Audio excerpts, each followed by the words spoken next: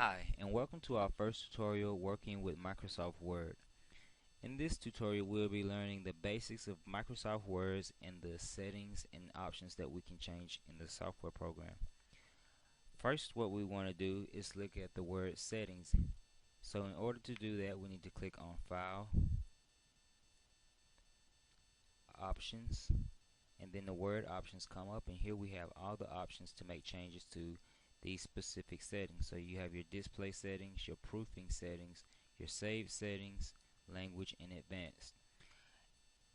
The three that we're going to look at here today are going to be the save, the advanced, and the customize ribbon. And we'll go ahead and take a look at the quick access toolbar as well while we're here. So we can see here in our general options that we have where we can personalize our username and initials, so that will be saved with each document that we produce for Microsoft Word.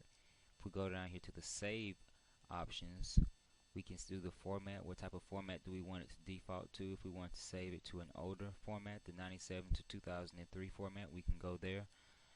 We can save it as a template as default in XML 2003 plain text. And so you see here you have all the different various file types that you can save your document as. We're going to leave the default to the docx document.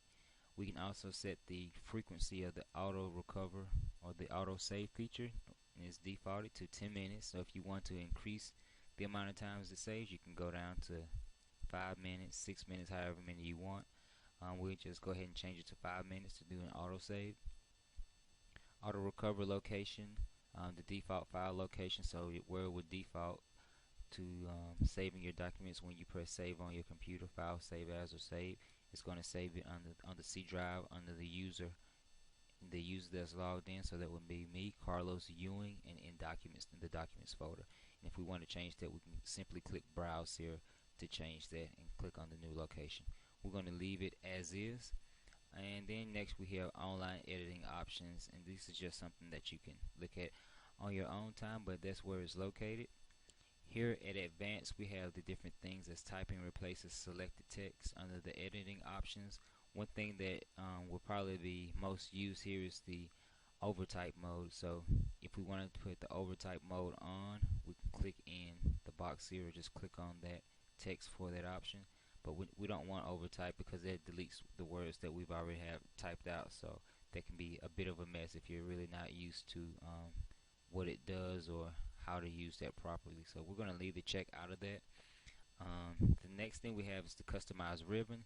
This is the ribbon up here with all of our tabs on it. So the file, home, insert, page layout, all that stuff, that's our ribbon, and the ribbon has tabs on it. So here we can customize what we want to show on our ribbon, and we can add those things. We can click on it and add it to the ribbon. We're going to leave that as default as well. And the quick access toolbar, right here by the Word logo, we have the quick access toolbar, and then we have the save, the undo, and if I'm not mistaken, yes, a redo. So those are the three options that we have set as default, and if you want to add something else, you can click on one of these options. These are all the options that you can have. We'll just put save as up here and add it, and press OK, and you can see that it does add the save as icon up here.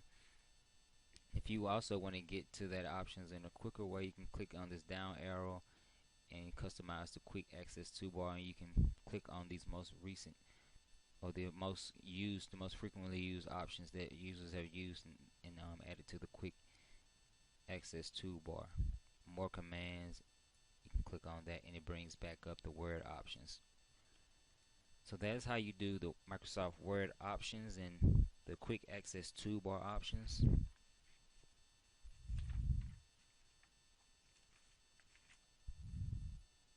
Next we will look at the navigations of Microsoft Word. So let's just go and create a new file, and how we will do that is click on the File tab, and then we can click on New, and these are all the different types of documents that Microsoft has pre-installed that you can create.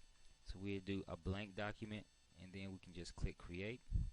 Okay, so we see that here our quick access toolbars become active, and we can click on these things. So if we wanted to save this document, we could click up here Another way to save is file, save. If you have a document that's already open or an existing document and you want to save it as a copy or change some things in it and you don't want to make changes to the original document, you can do file, save as. So we just get back here on the home tab to get back to our document, and we look here, we have our ruler. On the top ruler we have our ruler on the left, and scrolling through the document and navigating through Microsoft Word, we have our scroll bar here, so we can click on it and drag it, or we can click the arrows to move it down the page in increments. And if we want to create a new page, we can press Control Enter or insert page break. So now we have two pages, and we can press page down to skip to the second page and page up to go to the first page. Those are ways that you can navigate through Microsoft Word. Down here we have our different views. We have the full screen view, full screen reading. We have the web layout. We have the outline view, and then we have the draft view. And then we have the regular print layout view, and that's the default layout view. And that's mostly what we'll be working with in Microsoft Word, unless we want to look at something differently. But most of the times, 99% of the times, you'll probably be working in the print layout view. Here we have our word count. This is telling us how many proofing errors we have. If we have any spelling errors or grammar errors, we show up there. So spelling and grammar check is complete. We don't have anything actually entered in yet, but that's a quick way to check for spelling and grammar. This tells us how many pages we have. Okay, and here we can zoom in and out. Moving back over here, we can zoom in and out of a document. So you see we're moving out is at 80%. If we want to go back up to 100%, we can. And this is at 120%. We're just going to go back down to 100%. So that's how you zoom in and out of a Microsoft Word document.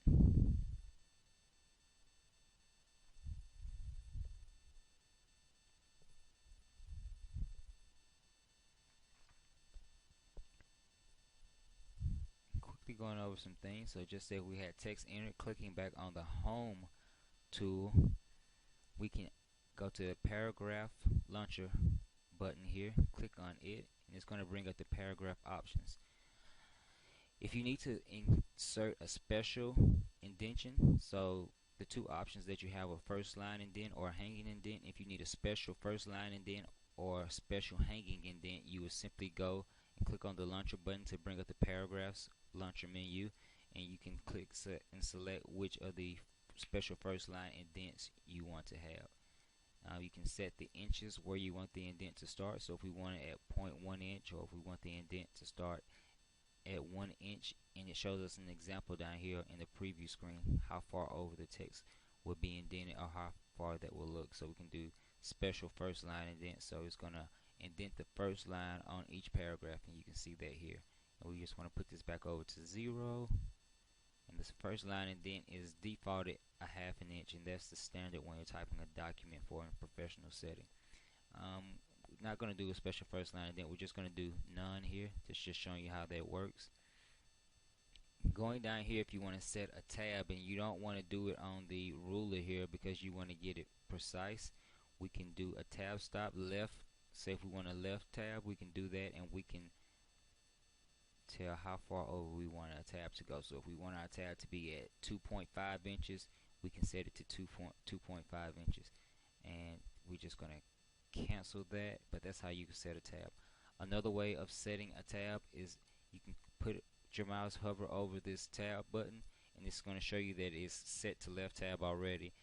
You can click through these, and it's going to change the different tabs. So this is a center tab, this is a right tab, this is a decimal tab, and then we have a bar tab, then we have the first line indent, and we have the hanging indent, and then we're back to our left tab.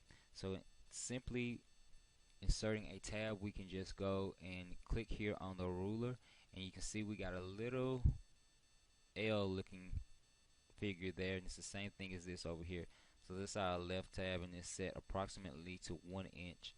And to get rid of a tab, the only thing you have to do is click on it and drag it down. So it can be kind of tricky to grab it, but just click on it and drag it down, and you see that that tab is no longer on the ruler in Microsoft Word. So that's pretty simple. Also, another way to do your indents, your line indent. So first line indent, if you wanted to do it this way, you can drag on the toolbar, go over to 1 inch, and your first line indent is gonna go over to that 1 inch mark. Just dragging it back over here, getting it even with the other indents. We have the hanging indent, which is going to be the bottom arrow. So you can click on it. You have to be careful because these are small and they're kind of close together. But if we wanted our hanging indent at half an inch or 1 inch or whatever we wanted to set it as, we would just drag it to that mark. So there you go. We see we have a hanging indent of a half an inch. And this can be very helpful when you're doing things like APA formatting and you're formatting references. This is or any other type of reference type thing. This comes in really handy. And here you can see we can drag the entire thing over, so the hanging and the first line indent are set to the same spacing. This is the right indent. You can do it the same as the left indent, but you're probably not going to be asked to use the right indent too much, but you can simply drag it and place it where you want your right indent to be at, just like you can the left indent. So that's how you do indents and tab in Microsoft Word. Next, we'll be going to looking at insert. So here we can insert on the insert tab. We can insert a cover letter. We can insert. Click on the insert button and it shows us all the built-in things. So we have the cover letter here that we can insert, and these are all the pre-designed templates that Microsoft Office has included. We can go insert a blank page, and it's going to add a page. I clicked on it twice, so we have 4 pages now. You can see page 3 or 4. We can insert a page break, and a page break is going to enter a new page. So you see now we have 5 pages. But again, a page break insert, say break at the end of the last item or the last sentence or text that you enter on the current pages, and it starts the cursor, it moves the cursor to the beginning, the first line of a new page.